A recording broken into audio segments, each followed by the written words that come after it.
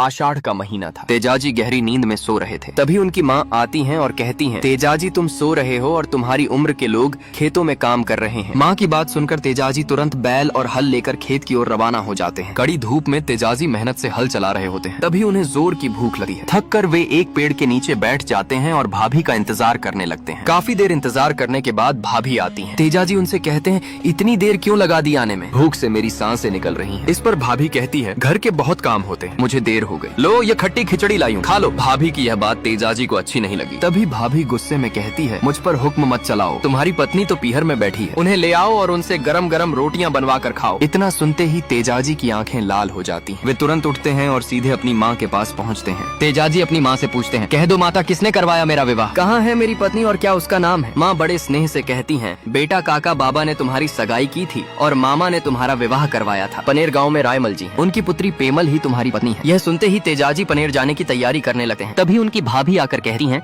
देवर जी पत्नी को लाने से पहले अपनी बहन राज को लेकर आओ। तेजाजी तुरंत राजल को लेकर आते हैं और पनेर जाने की तैयारी करते हैं। तभी घर पर पंडित जी आकर कहते हैं, आज सुगंध शुभ समय अच्छा नहीं है, 2-4 दिन बाद जाना। लेकिन तेजाजी दृढ़ स्वर में कहते हैं, सुरवीर सुगंध नहीं देखता, और वे पेमल को लेने पनेर के लिए रवाना हो जाते हैं। तेजाजी अपने ससुराल पहुंच जाते हैं। रात का समय था और बहुत तेज बारिश हो रही थी। पास में एक बगीचा था। तेजाजी बगीचे के माली से कहते हैं, दरवाजा खोलो, मैं भीग रहा हूँ। माली कहता है, बगीचे की चाबी पेमल के पास है। तभी तेजाजी माली को एक सोने की मोहर देते हैं और कहते हैं, अपनी पत्नी को पायल दिला देना। यह सुनकर माली दरवाजा खोल देता है। तेजाजी अपनी घोड़ी लिलन को बगीचे में बांध देते हैं और स्वयं सो जाते हैं। सुबह होती है। माली बगीचे में देखता है तो लिलन घोड़ी ने सारा बगीचा तहस नहस कर दिया था। माली पेमल के पास जाता है और कहता है, रात को एक परदेसी आया है, उसकी घोड़ी ने पूरा बगीचा खराब कर दिया। यह सुनकर पेमल अपनी भाभी से कहती है, जाओ और देकर आओ कौन है वह परदेसी। भाभी अपनी 2 सहेलियों के साथ तेजाजी के पास आती है और पूछती है, कौन हो आप, कौन सा आपका गाँव है और किसके घर आए हो मेहमान? तेजाजी उत्तर देते हैं, घरनालिया मेरा गाँव है, तेजाजी मेरा नाम है, रायमल जी के यहाँ आया हूँ मेहमान। इतना सुनते ही भाभी दौड़कर पेमल के पास जाती है। जब भाभी ने पेमल को बताया कि बगीचे में आए मेहमान कोई और नहीं बल्कि तेजाजी हैं, तो यह सुनते ही पेमल खुशी से झूम उठी। वह तुरंत सज धज कर तेजाजी के पास पहुंची और मुस्कुराकर बोली, इतना इंतजार क्यों करवाया? दोनों हंसते हुए घर की ओर बढ़े। घर के बाहर गाय बछड़े भागने लगे तो सास नाराज होकर बोली, काला शाप के खाया कौन है, जैसे आया है वैसे लौट जा। यह सुनकर तेजाजी उदास हो गए और घोड़ी से बोले, चलो यहाँ नहीं रहेंगे। पेमल गुस्से में बोली, माँ अगर मेरे पति लौटे तो मैं इस आंगन में पानी तक नहीं पीऊंगी। सास को अपनी गलती का एहसास हुआ। उन्होंने तेजाजी से माफी मांगी। आखिरकार पेमल ने उन्हें मना लिया और दोनों महल में बैठकर अपने मन की बातें करने लगे। तेजाजी गहरी नींद में सो रहे थे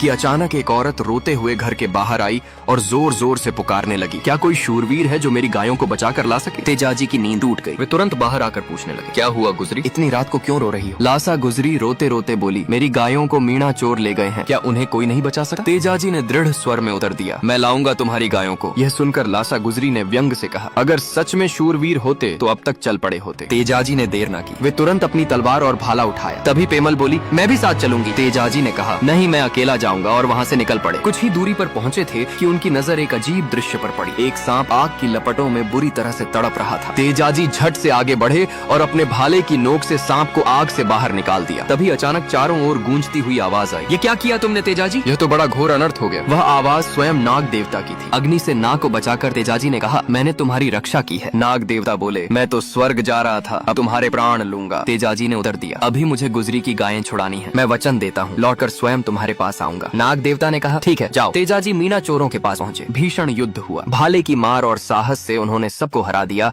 और गायें छुड़ाकर गुजरी को लौटा दी। गुजरी ने पूछा, अब कहाँ जाओगे? तेजाजी ने गंभीर स्वर में कहा, नाग देवता से किया वचन निभाने, और वह बम्बी की ओर लौट पड़े। तेजाजी अपना वचन निभाने बम्बी पर आ गए। जब नाग देवता ने तेजाजी की हालत देखी तो वे सोच में पड़ गए और बोले, कौन हो तुम, किस देश से आए हो? तेजाजी ने सारी बात बताई। नाग देवता भावुक हो गए और बोले, तुम कोई साधारण मानव नहीं हो, तुम्हें मैंने व्यर्थ ही परीक्षा में डाला, जाओ मैंने तुम्हें क्षमा किया। तेजाजी ने कहा, मुझे कायर मत समझो, मैंने अपना वचन पूरा किया, अब तुम भी अपना कोल पूरा करो। नाग देवता ने कहा, लेकिन तुम्हारा पूरा शरीर तो खून से लथपथ है, मैं तुम्हें कैसे डसूं? तेजाजी ने उत्तर दिया, मैं अपनी जीभ दूंगा, डसने के लिए आप मेरे भाले पर चढ़कर मेरी जीभ पर डस लेना। नाग देवता भावुक होकर बोले, धन्य है तुम्हारी माता जिसने तुम जैसे शूरवीर को जन्म दिया, तुम्हारा नाम इस दुनिया में अमर होगा, लोग जगह जगह तुम्हारी पूजा करेंगे और कोई भी सांप बिच्छू का जहर तुम्हारा नाम लेने से उतर जाएगा। फिर नाग देवता भाले पर चढ़े और तेजाजी की जीभ पर डस ली। पास ही आंसू देवासी बकरियां चरा रहा था। तेजाजी ने देवासी को पुकारा और कहा, भाई हो तो मेरा एक काम करो। देवासी पास आए। तेजाजी ने कहा, जाओ और बेमल को समाचार दो कि हमारा साथ कुछ पल का ही था, कहना तुम्हारा तेज जल अब कुछ पल का मेहमान है। आंसू देवासी आंखों में आंसू लिए रवाना हो गया। इधर लीलन रो रही थी। तेजाजी तेजाजी ने कहा, रो मत, पगली जाओ और माँ व बहन राज को धीरज देना और कहना तुम्हारा तेजल स्वर्ग से धार रहा है। लीलन बोली, जब तुम ही जा रहे हो तो मैं इस दुनिया में रहकर क्या करूंगी। तेजाजी ने उत्तर दिया, तुम्हारा नाम अमर होगा। लीलन आंसू बहाती हुई खरनालिया के लिए रवाना हो गई। माँ और राज ने देखा कि लीलन की आंखों में आंसू। माँ ने पूछा, तेजल कहाँ है? लीलन की आंखों ने ही सब कुछ कह दिया। उधर आंसू देवासी पेमल के घर के बाहर पहुंचा और उसे बुलाकर कहा, तुम्हारा तेजल अब कुछ पल का मेहमान है। यह सुनते ही पेमल की सांस जैसे रुक गई। इधर तेजाजी देव रूपी आत्मा स्वर्ग से धार गई। दोस्तों, यह थी सत्यवादी वीर तेजाजी की कथा। अगर कोई भूल चूक हुई हो तो क्षमा करना। अब मिलेंगे नई कथा।